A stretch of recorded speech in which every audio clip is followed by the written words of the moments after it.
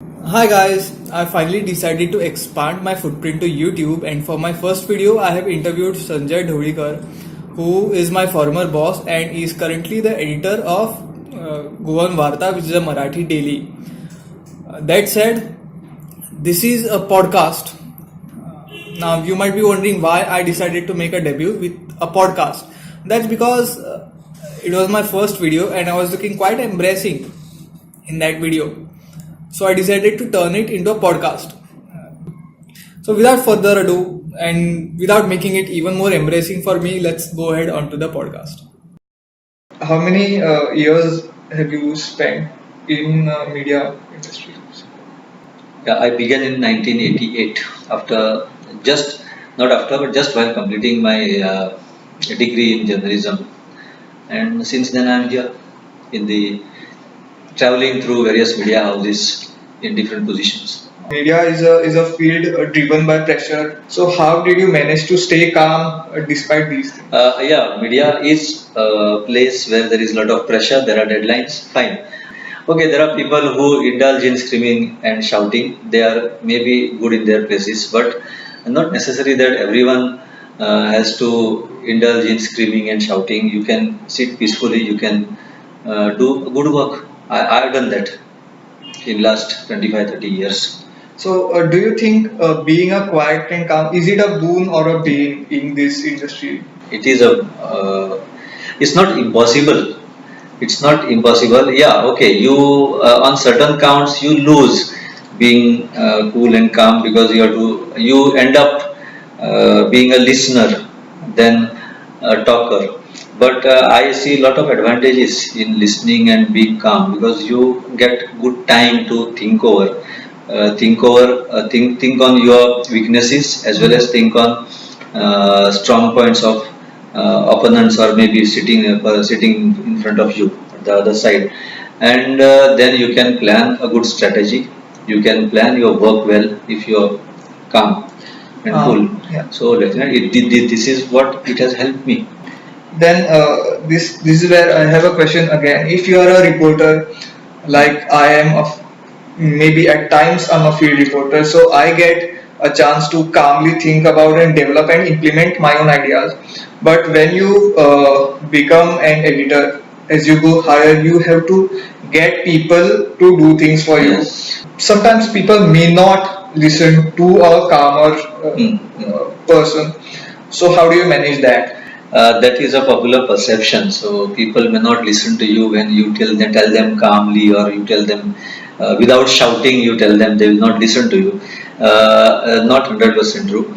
Rather untrue, I would say. It is up to you.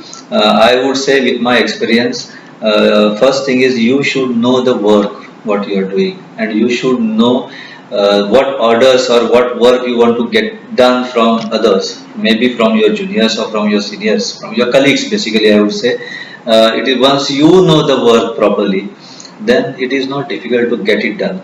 And then ultimately, I believe I'll go beyond the work or beyond the positions and the coolness and calmness and shouting and arguing. It is basically building relations. You lot depends on how you build relations with others.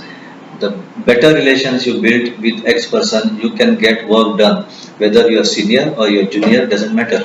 Okay. So I think what you're trying to say here is, the key to getting work done is not just short-term motivation, as people say. You have to motivate the team, but you have to go deeper and build relations with those people. Yeah. Then they do your work. Yes, once you have a good relation with a person, once a person believes in you, has good relation with you, you can motivate him, you can get work done from him, I think you can do anything with that. Last question, sir. What do you think are the criteria for building a good team?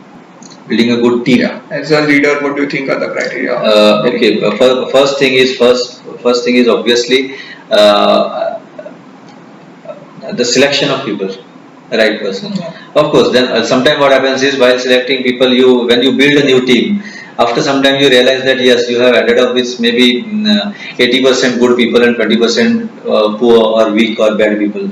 But then your skills are, you develop them, make them as the way you want them to deliver. This is the first criteria selecting people. Then, of course, I spoke about building relation. You build confidence in the team, and you should be good in that in the work, actual work. You should know, you should understand the work, and then you can get it done. Not many other points I would like to highlight, but then it is a going. How smooth you go, how smooth you behave with your team, and you make your team work. Inculcate confidence, and the proper systems should be in place. Yes, that is another third point I would say. Your systems should be in place, and if the systems in the organization are not in place, then you have to set the system in place, which is what I have done while working in different places.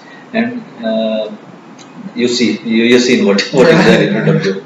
You have reached, of course, you have crossed many hurdles to reach here, but there are several people who are introverted, who lack confidence because they cannot get people to listen to them, because things like insensitivity come into play. Like if the other person is not sensitive to your emotions or your calmness, he will not listen to you. So because of that, many people get held up. So what is your message to quiet people who want to rise through the ranks? What would you advise them to? Yeah, good question you are asking me. I am a quiet person. I am an introvert. Yeah. Being in media for last 28-30 years has not made me extrovert. But yes, as sometimes situation demands, sometimes the situation demands, you have to deliver. Maybe that time you partly you become extrovert. That is the demand of the requirement of the situation. Fine. Maybe try to come. If you're too introvert, try to come out of it. Come out of your maybe what I would say, you are a good reader. I did not tell you actually. You read more and talk. Not that talk more every time, but then start interacting with people.